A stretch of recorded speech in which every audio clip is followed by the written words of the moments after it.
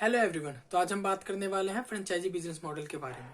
अगर आपका retail outlet है तो ये बिजनेस मॉडल आपके लिए बहुत ही प्रॉफिटेबल साबित हो सकता है। अब सोचते हो कि मुझे अपने बिजनेस को बड़ा करना है, एक्सपेंड करना है, यहाँ खोलना है, वहाँ खोलना है, पूरे देश भर में खोलना है, बट हमारे पास इतने फंड्स नहीं होते हैं कि हम पूरे पैन इंडिया में एक्सपेंड कर सकें। तो हम बर्गर किंग, मैकडी, अगर इनको हम देखें तो ये लोग क्या करते हैं, ये अपने सक्सेसफुल बिजनेस को दूसरे लोगों को दे देते हैं कि लो भाई, हमारा नाम है, सब कुछ है, अब आप इसे तुम चलाओ। तो आप भी ये चीज कर सकते हो। तो अब बात करते हैं फ्रेंचाइजी मॉडल काम कैसे करता है। अब मैं एक रोल की दुकान चलाता हूँ, अच्छा चलता है, सक्सेसफुल है, नाम है, सब कुछ है। तो मैं अपने एक दोस्त को बोलता हूँ कि भाई देख, दिल्ली के यहाँ पे तू ये आउटलेट खोल ले, मेरे पास नाम है, रेसिपी है, मेरा सब कुछ सेट है, यहाँ तू खोल ले, अच्छा कमाएगा। लेकिन इसके बदले में तुझसे फिक्स कॉस्ट लूंगा, जिसको हम फ्रेंचाइजी कॉस्ट कहते हैं या फ्रेंचाइजी फीस कहते हैं। मैं तुझ मान लेते हैं कि मैं तुझसे 5 लाख रुपए लूंगा।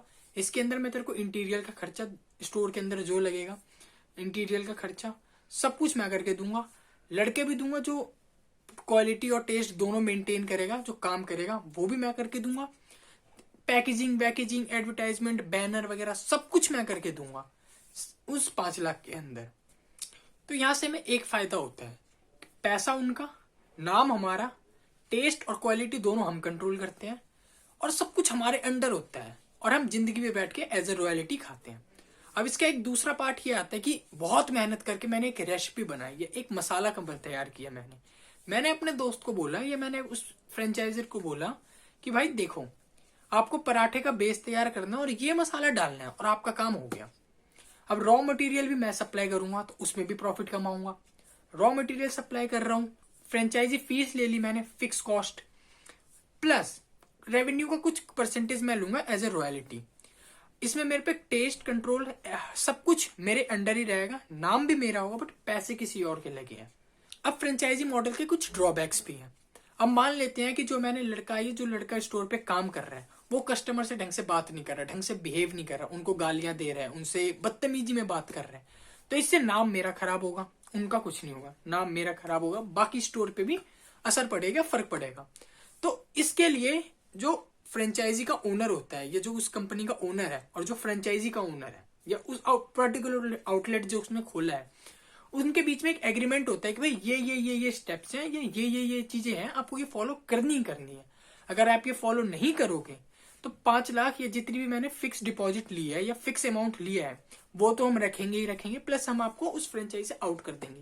भाई हम नहीं दे रहे तेरे को फ्रेंचाइजी, हम वो हटा देंगे आपको। तो ये एक एग्रीमेंट बनता है दोनों के बीच में, कंपनी और उस फ्रेंचाइजी के ओनर के बीच में। तो बहुत सारी कंपनीज ऐसे भी करती है कि जहां पे फुटफॉल ज्यादा होता है, अब जैसे एग्जांपल के लिए हम दिल्ली के सीपी ले लेते हैं, वहां पे फुटफॉल बहुत ज्यादा है, तो वहां पे बर्गर किंग वाला अपने आउटलेट खोलेगा, पर्टिकुलर अपना फिक्स आउटलेट खोलेगा। और हम जैसे कोई भी रूरल एरिया ले लेते हैं जहां पे डेवलप नहीं है उतना, वहां पब्लिक नहीं है, तो वहां पे वो किसी और के पैसे पे आउटलेट दे देते हैं, भाई आप ये आउटलेट ले लो।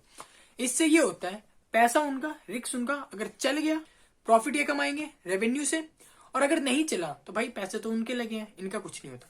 तो जहां पे फुटफॉल ज्यादा होता है या जहां पे चलने के चांसेस ज्यादा हो, वहां पे कंपनी अपने आउटलेट खोलती है, और जहां पे चलने के चांसेस कम होती है या होता है, वहां पे वो दूसरों को दे देते हैं। तो बस यही है फ्रेंचाइजी बिजनेस मॉडल। बाकी मिलते हैं नेक्स्ट वीडियो में।